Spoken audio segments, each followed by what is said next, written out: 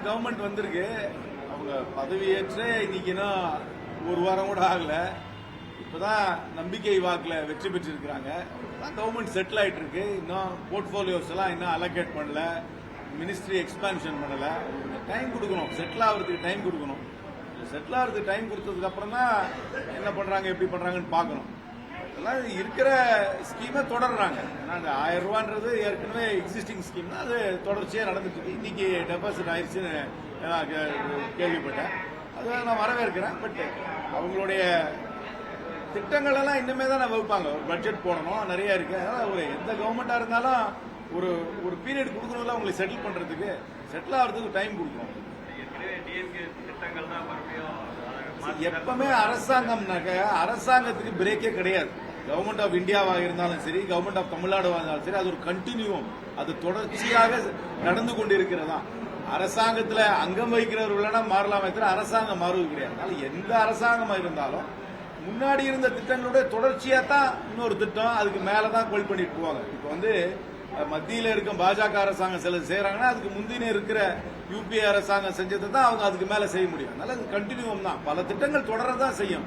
இப்ப நாளைக்கு இந்த ஊர்ல அந்த ஊருக்கு ஒரு பஸ் போகுதுன்னா ஏற்கனவே போற பஸ் போயிட்டு தான் இருக்கும். சிலதை மாத்தி பண்ணுவாங்க. ஆனா அவங்க இந்த கவர்மெண்ட்டுக்கு டைம் கொடுக்கணும். நீங்க டைம் கொடுக்கறதுக்கு முன்னாடியே நீங்க வந்து என்ன பண்றாங்க ஏது பண்றாங்கன்னு கேட்கறது வந்து நியாயமா இல்லை. அவங்க வந்து இன்னும் ஒரு வாரம் தான் ஆகுது.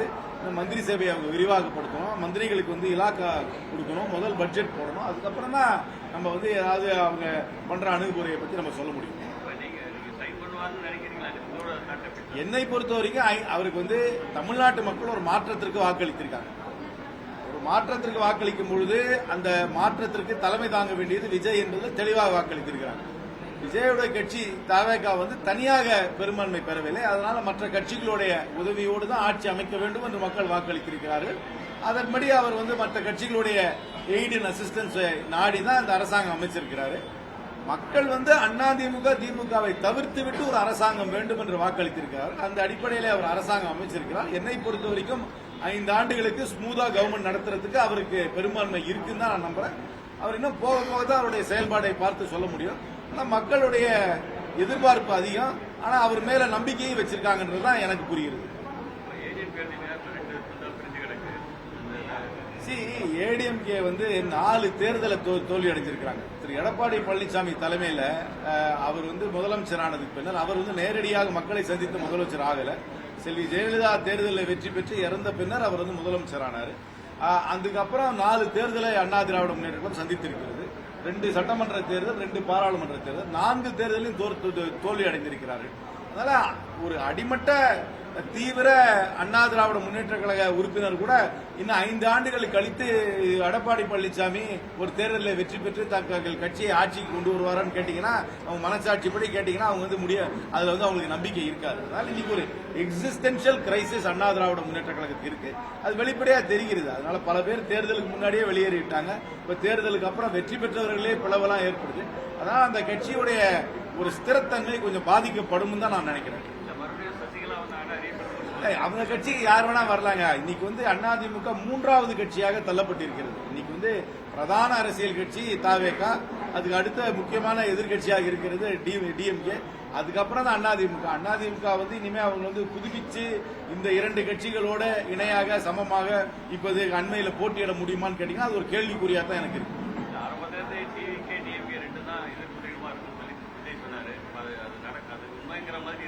அவருடைய அரசியல் கணிப்பு கரெக்ட் தான். அவர் வந்து நம்ம எல்லாம் கொஞ்சம் குறைச்சு மதிப்பீடு பண்ணிட்டோம். நம்மளும் எங்களையும் நானும் சேர்த்து தான். நானும் அவர் ஒரு குறிப்பிட்ட வாக்குகள் பெறுவாருன்னு தான் நினைச்சேன். அதை தாண்டி அவர் வாக்குகள் வாங்கி சீட்டாவும் மாறி இருக்கு. அவர் தேர்தலில் முதல்ல சொல்லும் போது இது வந்து தேர்தல் வந்து தவேகாவுக்கும் டிஎம்கேன்னு சொல்லும் போது அதை பல பேர் ஏற்றுக்கொள்ள. ஆனா அதுதான் நிலையா இப்ப நிக்குது.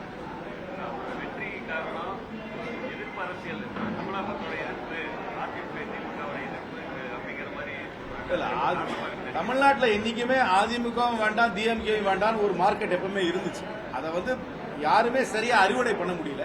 இன்னைக்கு ஒரு பாப்புலர் மூவி ஸ்டார், எல்லாருக்கும் அறிமுகமான மூவி ஸ்டார் ஒரு கட்சி ஆரம்பிக்கும் போது குறிப்பாக இளைஞர்கள் மத்தியில எந்த ஒரு கட்சி இந்த திராவிட கட்சிகள் மீது எந்த விதமான பாசப்பிணைப்பும் இல்லாதவர்கள் வந்து குறிப்பாக இந்த இன்டர்நெட் மூலமாக சோசியல் மீடியா மூலமாக அரசியலை பற்றி செய்தியை உள்வாங்கிக் கொள்பவர்கள் ஒரு பெரிய அளவில் அவருக்கு ஆதரவு தெரிவிச்சிருக்காங்க. அதனால 35% வாங்கினாலும் யங்ஸ்டர் ஓட்டு, அதாவது 35 வயசுக்கு உட்பட்டவர்கள் வாக்குகள் கணிசமாக அவருக்கு வந்து, அதனால இந்த ஒரு மாற்றம் வர வேண்டும் என்பதற்காக அவருக்கு ஆதரவு அளித்து வெற்றி அடைந்திருக்கிறார்.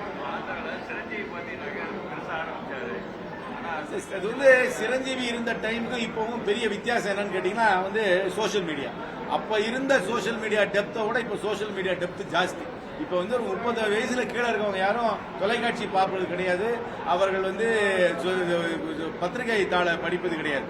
அவங்களுடைய பிரைமரி சோர்ஸ் ஆஃப் இன்ஃபர்மேஷனே வந்து சோசியல் மீடியா மூலமா தான் வருது. அந்த சோசியல் மீடியா மேல வர்றது மட்டும் இல்லாம மைக்ரோ கேம்பெயின் வீட்டுக்குள்ள பிரச்சாரம் நடந்திருக்கு. அதை தான் வாடிக்கையான அரசியல் கட்சிகள் யாருமே கவனிக்கல. எல்லாரும் என்ன பண்றாங்க, பேரணியை பாக்குறாங்க, டோர் டோர் கேம்பெயின் பாக்குறாங்க, மீட்டிங்கை பாக்குறாங்க ஒழிய அந்த வீட்டுக்குள்ள நடந்த மைக்ரோ கேம்பெயினை மிஸ் பண்ணிட்டாங்க. அதனால அந்த மைக்ரோ கேம்பெயின் நடந்ததை வந்து கணக்கில் எடுத்துக்காதனாலதான் தாவேகாவோட வீச்சை வந்து நம்ம குறைச்சு மதிப்பீடு பண்ணிருக்கோம். அதனால அந்த சிரஞ்சீவி இருந்த டைம் வேற, இப்ப இருக்கிற டைம் வேற.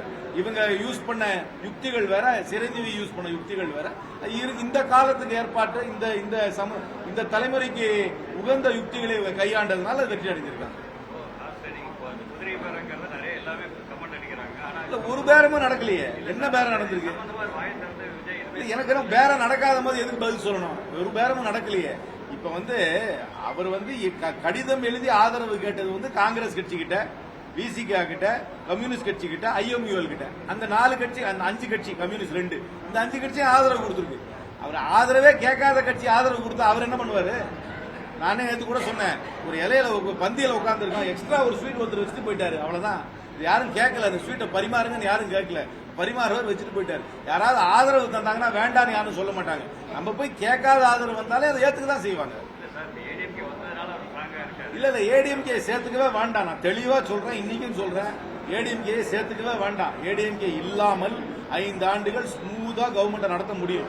ஏடிஎம்கே சேர்த்துக்கிட்டா அது ஒரு மைனஸ் ஆகும். மக்கள் வந்து வாக்களித்தது வந்து அதிமுகவும் வேண்டாம், திமுகவும் வேண்டாம், அது ஒரு மாற்றமா தான் ஒரு அரசாங்கத்தை அமைக்க சொல்லியிருக்காங்க. அதனால அவர் வந்து கம்யூனிஸ்ட் கட்சி, ஐயுஎம்எல், விசிகே, காங்கிரஸ் சேர்த்துக்கிட்டா மக்கள் ஏத்துக்கிறாங்க. அதிமுக ஒரு பிரிவை வந்து அரசாங்கத்தில் சேர்த்துக்கிட்டா என்னை பொறுத்தவரை அது மக்கள் முழுமையாக ஏற்றுக்கொள்ள மாட்டார்கள். அவருடைய இமேஜுக்கும் இந்த அரசாங்கத்துக்கும் அது மைனஸா தான் நான் பாக்குறேன். என்னை பொறுத்த வரைக்கும் அந்த அதிமுகவில் பிரிந்து போவர்களையோ அதிமுகவில் இந்த யாரையுமே அரசாங்கத்தில் சேர்த்துக் கொள்ளாமலேயே 5 ஆண்டுகள் ஸ்மூதாக தாவேகா தலைமையில் அரசாங்கம் நடக்கும்.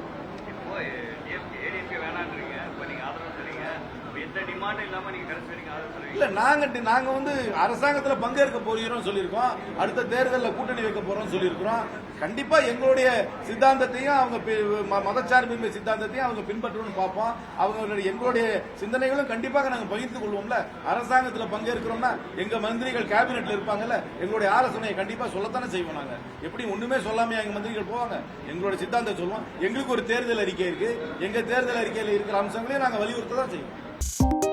2.88 கோடிக்கும் அதிகமான மக்களின் உள்ளங்களை வென்ற தந்தி டிவியின் டிஜிட்டல் தளங்கள், 1.30 கோடி யூடியூப் சப்ஸ்கிரைபர்ஸ், 48 லட்சம் Facebook ஃபாலோவர்ஸ், 31 லட்சம் Instagram ஃபாலோவர்ஸ், 23 லட்சம் X ஃபாலோயர்ஸ், 11 லட்சம் தந்தி ஆப் டவுன்லோட்ஸ், 30 லட்சம் வெப்சைட் மந்த்லி ஆக்டிவ் யூசர்ஸ், 15 லட்சம் வாட்ஸ்அப் ஃபாலோவர்ஸ்.